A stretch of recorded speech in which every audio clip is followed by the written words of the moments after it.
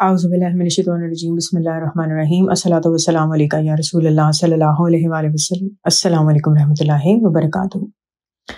حضرت عمر رضی اللہ عنہ کا اسلام لانے کا واقعہ کچھ اس طرح سے ہے۔ کہتے ہیں کہ مکہ میں ایک 26 سال کا نوجوان رہتا تھا، بہت بہادر اور طاقتور تھا۔ کسی چیز کا ارادہ کر لیتا تو اسے پورا کیے بغیر نہ رہتا، پورے شہر پر اس کا رعب ہے، اس سے الجھنے یا لڑنے کے لیے کوئی تیار نہیں۔ اس نوجوان کی اہمیت اس لیے بھی ہے کہ سفارتکاری یعنی ڈپلومیسی اسی کے قبیلے کے ذمے ہے۔ یہ ایک عام نوجوان نہیں، مکہ میں ایسے لوگوں کی تعداد 16 یا 17 ہے جو لکھنا پڑھنا جانتے ہیں۔ یہ نوجوان ان میں سے ایک ہے۔ یہ ان لوگوں میں سے ہے جو سوچنا اور غور کرنا ضروری سمجھتے ہیں۔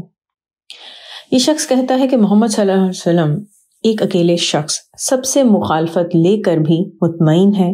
وہ اپنے خیالات اور نظریات پر قائم ہے، انہیں کوئی ڈر نہیں، کوئی خوف نہیں۔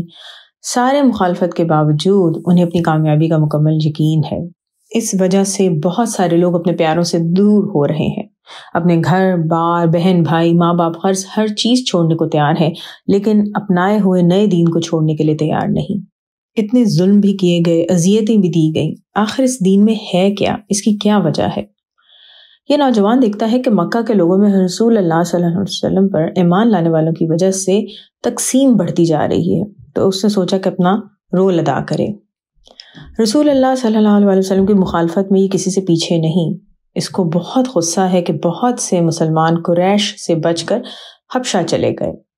اس ہجرت کو، جو پہلی ہجرت ہوئی تھی مسلمانوں کی حبشہ کو، اسے قریش اپنی ناکامی اور بے عزتی محسوس کرتے تھے۔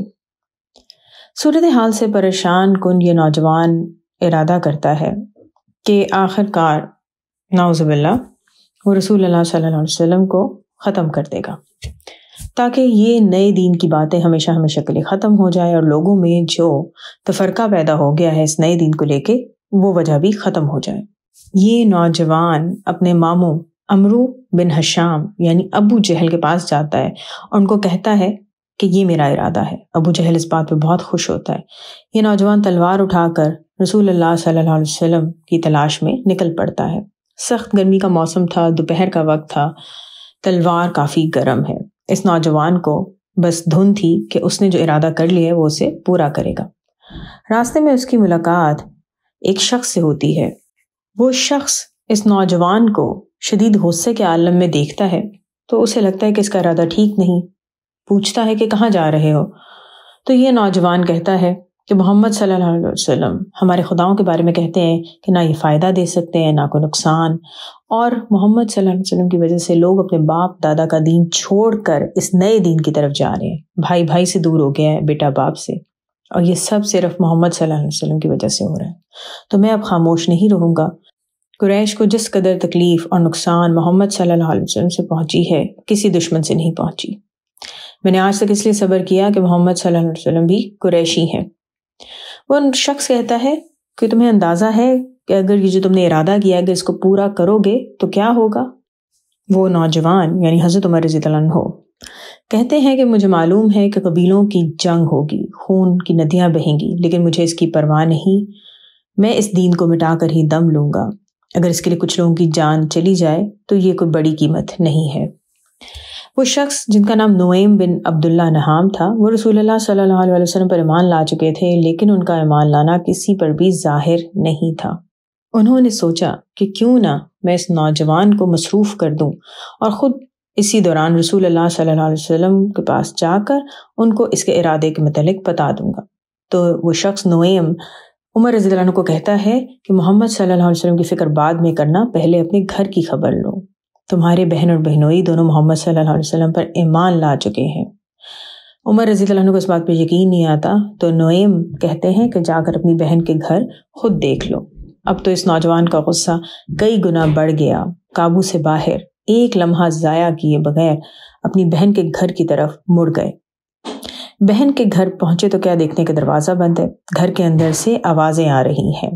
حضرت عمر رضی اللہ عنہ کے بہنوئی سعید بن زید رضی اللہ عنہ جو کہ عشرہ مبشرہ میں بھی شامل ہیں، وہ اور ان کی بیوی جو کہ حضرت عمر رضی اللہ عنہ کی بہن تھیں، وہ دونوں قرآن مجید کی تلاوت کر رہے تھے۔ انہوں نے غصے سے دروازہ پیٹنا شروع کر دیا، لگتا تھا کہ دروازہ توڑ دیں گے۔ گھر والوں کو محسوس ہو گیا کہ کچھ مسئلہ ہے۔ بہن دروازہ کھولنے سے پہلے قرآن مجید کے لکھے ہوئے ٹکڑے چھپا دیتی ہیں۔ وحی جب بھی نازل ہوتی تھی، رسول اللہ صلی اللہ علیہ وسلم کاتبین وحی میں سے کسی کو بلا کر اللہ تعالیٰ کی طرف سے نازل ہونے والی وحی کو لکھوا دیا کرتے تھے۔ اس طرح مکمل کتابی صورت میں آنے سے پہلے قرآن مجید مختلف حصوں میں موجود تھا۔ بہرحال عمر رضی اللہ عنہ دروازہ بری طرح پیٹ رہے ہیں۔ بہن قرآن کے صفحے چھپا دیتی ہیں اور پھر پوچھتی ہیں کہ کیسے آنا ہوا، تو یہ کچھ جواب دیے بغیر اپنے بہن اور بہنوئی دونوں کو مارنا شروع کر دیتے ہیں۔ اتنی مار کھانے کے باوجود ان کی بہن کہتی ہیں کہ تم چاہے ہمیں جان سے بھی مار دو، ہمارے جسم کے ٹکڑے کر دو، لیکن ہم اپنا دین نہیں چھوڑیں گے۔ یہ بات سن کر وہ نوجوان سوچتا ہے کہ یہ کیسا دین ہے کہ موت کا بھی انہیں خوف نہیں رہا، تو پھر غصے سے کہتے ہیں کہ مجھے وہ کلام دکھاؤ جو تم پڑھ رہے تھے۔ ان کی بہن کہتی ہیں کہ تم ناپاک ہو، اس کلام کو نہیں چھو سکتے۔ کہتے ہیں کہ میں کیا کروں کہ تم مجھے یہ کلام دکھاؤ گی؟ بہن کہتی ہے کہ اگر اس کلام کو دیکھنا اور پڑھنا چاہتے ہو تو تمہیں وضو کرنا پڑے گا، پاک صاف ہونا پڑے گا۔ وہ غسل کرنے چلے جاتے ہیں۔ جب غسل کر کے آتے ہیں تو انہیں سورہ طٰہٰ کی آیات دکھائی جاتی ہیں۔ عمر رضی اللہ عنہ پڑھنا لکھنا جانتے تھے، عربی زبان پر مکمل عبور تھا۔ جوں وہ آیات پڑھتے گئے ان کے دل کی حالت بدلتی چلی گئی۔ سورہ طٰہٰ کی جو آیات انہوں نے پڑھی وہ آیات ہیں 14، 15 اور 16، جن کا مطلب ہے کہ میں ہی اللہ ہوں، میرے سوا کوئی معبود نہیں، بس تم میری ہی عبادت کرو اور میری یاد کے لیے نماز قائم کرو۔ بے شک قیامت آنے والی ہے، میں اس کو چھپائے رکھنا چاہتا ہوں تاکہ ہر شخص اس کے لیے کوشش کرے جس کا اسے بدلہ ملے گا۔ بس اس سے تم کو وہ شخص غافل نہ کرے جو اس پر ایمان نہیں رکھتا اور اپنی خواہشوں پہ چلتا ہے کہ تم ہلاک ہو جاؤ۔ یہ کلام پڑھنے کی دیر تھی کہ عمر رضی اللہ عنہ کے آنکھوں سے آنسو جاری ہو گئے۔ اپنے بہن اور بہنوئی سے معافی مانگی اور اپنے بہنوئی سے کہا کہ محمد صلی اللہ علیہ وسلم کہاں ہیں، خدا کے لیے مجھے ان کے پاس لے چلو۔ سعید بن زید رضی اللہ عنہ ان کو رسول اللہ صلی اللہ علیہ وسلم کے پاس لے جاتے ہیں۔ دستک دیتے ہیں تو اندر سے ایک شخص دروازے کے سوراخ سے دیکھ کر گھبرا جاتا ہے اور کہتا ہے کہ اللہ کے رسول صلی اللہ علیہ وسلم عمر بن خطاب آئے ہیں، ان کے پاس تلوار بھی ہے۔ ابھی حضرت حمزہ رضی اللہ عنہ کو ایمان لائے ہوئے 4 دن گزرے تھے۔ حمزہ رضی اللہ عنہ وہی موجود تھے۔ وہ کہتے ہیں کہ آنے دو، اگر نیت نیک ہوئی تو بہت اچھا، ورنہ اس کی تلوار سے اس کا سر قلم کر دیا جائے گا۔ دروازہ کھلتا ہے اور یہ دار ارقم کا دروازہ ہے۔ عمر رضی اللہ عنہ گھر میں داخل ہوتے ہیں۔ 2 لوگ عمر رضی اللہ عنہ کو فوراً بازوؤں سے پکڑ لیتے ہیں۔ عمر رضی اللہ عنہ کوئی مزاحمت نہیں کرتے، وہ تو قرآن کی آیات پڑھنے کے بعد دل سے رسول اللہ صلی اللہ علیہ وسلم پر ایمان لا چکے تھے، اب صرف اعلان کرنا باقی تھا۔ رسول اللہ صلی اللہ علیہ وسلم عمر رضی اللہ عنہ کی حالت دیکھتے ہیں تو کہتے ہیں کہ عمر رضی اللہ عنہ کو چھوڑ دو۔ رسول اللہ صلی اللہ علیہ وسلم اٹھ کر عمر بن خطاب رضی اللہ عنہ کو گلے لگاتے ہیں اور کہتے ہیں کہ عمر اسلام قبول کر لو۔ مختلف روایات میں یہ دعائیں آتی ہیں کہ جو رسول اللہ صلی اللہ علیہ وسلم عمر رضی اللہ عنہ کے حق میں اس وقت مانگتے ہیں۔ کہتے ہیں کہ یا اللہ عمر کے دل کو ہدایت سے روشن کر دے، اس کو سیدھا راستہ دکھا، اس کے ذریعے سے دین اسلام کو عزت عطا فرما، عمر کے دل میں موجود اسلام دشمنی کو محبت سے بدل دے۔ عمر رضی اللہ عنہ رسول اللہ صلی اللہ علیہ وسلم کی دعائیں سن کر کہتے ہیں کہ میں گواہی دیتا ہوں کہ اللہ کے سوا کوئی عبادت کے لائق نہیں اور محمد صلی اللہ علیہ وسلم اللہ کے سچے رسول ہیں۔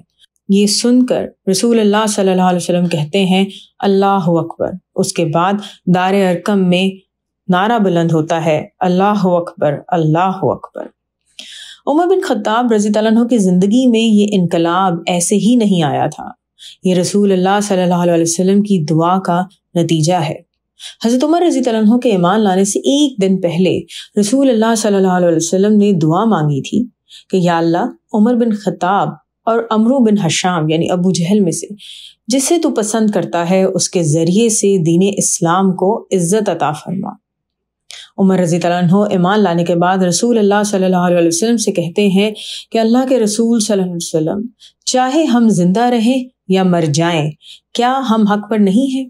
اللہ تعالیٰ کے رسول صلی اللہ علیہ وسلم کہتے ہیں کہ اس ذات کی قسم جس کے قبضے میں میری جان ہے، ہم حق پر ہیں، چاہے ہم زندہ رہیں یا مر جائیں۔ عمر رضی اللہ عنہ کہتے ہیں کہ اللہ کے رسول صلی اللہ علیہ وآلہ وسلم، پھر ہم چھپتے کیوں ہیں؟ ہم اپنے دین کو کیوں چھپاتے ہیں؟ رسول اللہ صلی اللہ علیہ وسلم کہتے ہیں کہ ہماری تعداد ابھی کم ہے، تم دیکھتے نہیں کہ قریش ہمارے ساتھ کیسا سلوک کرتے ہیں؟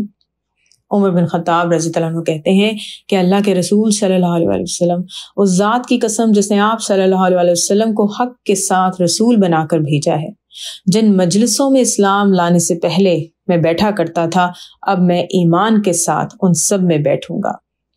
اس کے بعد کا واقعہ صہیب رومی کچھ اس طرح سے بیان کرتے ہیں کہ عمر رضی اللہ عنہ ایمان لائے تو انہوں نے رسول اللہ صلی اللہ علیہ وسلم سے کہا کہ اللہ کے رسول صلی اللہ علیہ وسلم، مناسب نہیں کہ ہم اپنا دین چھپائیں، آپ صلی اللہ علیہ وسلم سچے دین کو ظاہر کیجیے۔ رسول اللہ صلی اللہ علیہ وسلم وہاں موجود تمام مسلمانوں کے ساتھ دار ارقم سے باہر نکلے، 2 قطاریں بنی، ایک قطار کے آگے عمر بن خطاب رضی اللہ عنہ اور دوسری قطار کے آگے حمزہ بن عبد المطلب رضی اللہ عنہ تھے۔ دونوں کے ہاتھ میں اپنی اپنی تلواریں تھیں۔ عمر رضی اللہ عنہ بلند آواز میں کہہ رہے تھے، لا الہ الا اللہ محمد رسول اللہ صلی اللہ علیہ وسلم، یہاں تک کہ یہ سب لوگ خانہ کعبہ میں داخل ہوئے۔ وہاں پر موجود دیگر لوگوں سے عمر رضی اللہ عنہ نے کہا کہ خبردار، تم لوگوں میں سے کوئی بھی حملہ کرنے کی نیت سے ہلنے کی کوشش نہ کرے، ورنہ اس کی گردن اس کے کندھوں پر سلامت نہیں رہے گی۔ پھر رسول اللہ صلی اللہ علیہ وسلم خانہ کعبہ کا طواف کرتے ہیں اور عمر رضی اللہ عنہ حفاظت کے لیے رسول اللہ صلی اللہ علیہ وسلم کے آگے آگے چل رہے ہیں۔ یوں حمزہ رضی اللہ عنہ اور عمر رضی اللہ عنہ کے ایمان لانے سے اسلام دار ارقم سے نکل کر خانہ کعبہ میں داخل ہو گیا۔ اب کیا ہوتا ہے کہ مسلمان کعبہ میں نماز ادا کرتے ہیں۔ رسول اللہ صلی اللہ علیہ وسلم نے عمر بن خطاب کو فاروق کا لقب دیا۔ حضرت عمر رضی اللہ عنہ کے ایمان لانے سے حق اور باطل کے درمیان فرق قائم ہو گیا۔ اس کے بعد حضرت عمر رضی اللہ عنہ اپنے ایمان لانے کی خبر خود سنانے جاتے ہیں ابو جہل کی طرف، جو ان کے ماموں تھے۔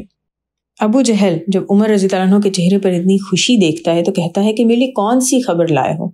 عمر رضی اللہ عنہ کہتے ہیں کہ خبر یہ ہے کہ اللہ کے سوا کوئی عبادت کے لائق نہیں اور محمد صلی اللہ علیہ وسلم اللہ کے رسول ہے۔ یہ بات سن کر جیسے ابو جہل پر بجلی گر گئی۔ اس نے کہا، اللہ تمہارا برا کرے اور جو کچھ تم لے کر آئے ہو اس کا بھی برا کرے۔ ابو جہل کے گھر سے واپس آ کر عمر رضی اللہ عنہ پوچھتے ہیں کہ قریش میں سب سے زیادہ بات پھیلانے والا کون ہے؟ انہیں بتایا گیا کہ جمیل بن معمر حجمی یہ کام سب سے بہتر انداز میں کرتا ہے۔ تو عمر رضی اللہ عنہ جمیل کے پاس جاتے ہیں اور اسے کہتے ہیں، کیا تمہیں معلوم ہے کہ میں محمد صلی اللہ علیہ وسلم پر ایمان لایا ہوں؟ میں نے محمد صلی اللہ علیہ وسلم کا دین قبول کر لیا ہے۔ یہ بات سنتے ہی جمیل نامی وہ شخص اپنی چادر گھسیٹتا ہوا کعبہ کی طرف بھاگتا ہے۔ پھر وہ کعبہ میں کھڑے ہو کر بلند آواز سے کہتا ہے کہ قریش سن لو، خطاب کا بیٹا عمر صابی ہو گیا ہے۔ صابی اس وقت کہتے تھے بے دین۔ خطاب کا بیٹا اپنے دین سے پھر گیا ہے، عمر صابی ہو گیا ہے۔ وہیں کھڑے ہو کر عمر رضی اللہ عنہ کہتے ہیں، یہ جھوٹ بول رہا ہے، میں بے دین یعنی صابی نہیں ہوا بلکہ میں مسلمان ہو گیا ہوں۔ میں محمد صلی اللہ علیہ وسلم پر ایمان لایا ہوں، لوگوں میں گواہی دیتا ہوں کہ اللہ کے سوا کوئی عبادت کے لائق نہیں اور محمد صلی اللہ علیہ وسلم اللہ کے رسول ہے۔ حضرت عمر رضی اللہ عنہ عشرہ مبشرہ میں بھی شامل ہے۔ حضرت حمزہ رضی اللہ عنہ جو کہ 4 دن پہلے ایمان لائے تھے، ان کے بعد جب حضرت عمر رضی اللہ عنہ بھی ایمان لے آتے ہیں تو مسلمانوں کی پوزیشن اور زیادہ اسٹرانگ ہو جاتی ہے۔ کہا جاتا ہے کہ جب حضرت عمر رضی اللہ عنہ نے ایمان لائے تو جبرائیل علیہ السلام رسول اللہ صلی اللہ علیہ وسلم کے پاس آئے اور عرض کی کہ اللہ کے رسول صلی اللہ علیہ وسلم، عمر کے ایمان لانے سے آسمان کے سارے رہنے والے بہت خوش ہیں۔ یہ بھی کہا جاتا ہے کہ جب حضرت عمر رضی اللہ عنہ ایمان لائے تو ایمان لانے والوں کی ٹوٹل تعداد 40 ہو گئی۔ الصلاۃ والسلام علیکہ یا رسول اللہ صلی اللہ علیہ وآلہ وسلم۔ السلام علیکم ورحمۃ اللہ وبرکاتہ۔